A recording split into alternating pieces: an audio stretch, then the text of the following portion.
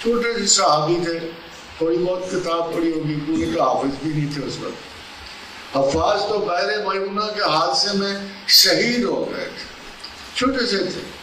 حضرت عقبہ بن نافع ان کا نام۔ جنگ آ گئی، میدان جنگ ایسا جمع کہ نظر نہیں آتا، ایک جنگل جس میں وحوش، جس میں اتنے درندے تھے، گزرنے کی کوئی جرت نہیں کرتا۔ نعیم بن ساریہ نے جائے نماز بچھائی اور آواز دی، اے درندو، اے پرندو، اے چرندو، ہم اصحاب رسول ہیں، ہم اللہ کے حکم سے اس جگہ آئے ہیں، تم ہمارے لیے جنگل خالی کر دو۔ اب بھی اسی جگہ عقبہ بن نافع ایئرپورٹ ہے جہاں وہ اٹھتے تھے، لیبیا میں۔ آواز دے کے کہا کہ اے پرندو یہ جگہ خالی کر دو۔ اور ہسٹورینز پتہ ہے کیا کہتے ہیں؟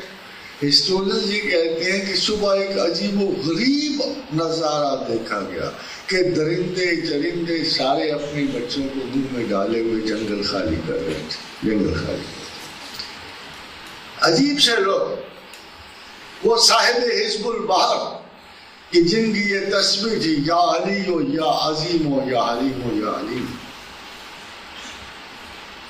ناظم بن عقیدر بن ناظم کی تلاش میں نکلے، حضر موت کی فتح کے وقت سامنے سمندر آ گیا۔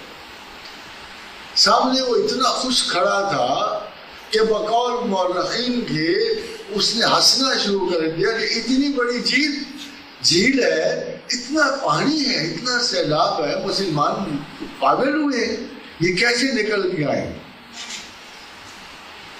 اور جب حضرت نے دیکھا تو انہوں نے کہا اچھا، ہم اللہ کے نام پر اس میں گھوڑے گاڑ رہے تھے، بڑی گہری بڑی گھنی جھیل، بڑی مشکل تھی، اور پلک جھپکتے ہوئے نکل کے انہوں نے، ناظم اتنا بکھلا گیا کہ اس سے چلا ہی نہیں گیا، سختہ کاری ہو گیا کہ یہ کر کیا رہے ہیں، اور وہ اتنی بڑی جھیل کو عبور کر کے، اور آج تک ان کی یہ تسبیح ہم تک موجود۔ بڑا شوق ہے نا آپ لوگوں کی تسبیح کا، تو یہ حزب البحر کہلاتی ہے، پانیوں کی فاتح ہے یہ تسبیح۔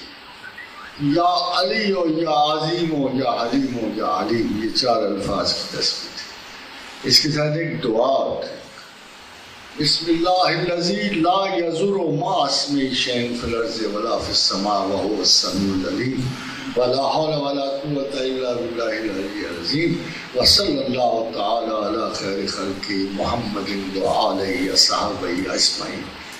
زمین و آسمان میں کوئی شے آپ کو گردن نہیں پہنچا سکتا، مگر ہوا ہے کہ ایک صحابی بڑی پڑتے تھے، تو ایک دن ان کی ٹانگ کو ٹوٹ گئی، تو جو صحابی ان کی تعزیت کے لیے گئے یا ان کی اپنا خیر عمل کے لیے گئے، انہوں نے کہا حضرت آپ تو یہ دعا بڑی پڑھتے تھے، کہتے چپ رہو، آج ہی بھول گیا تھا، تو اس دن ٹانگ ٹوٹ گئی۔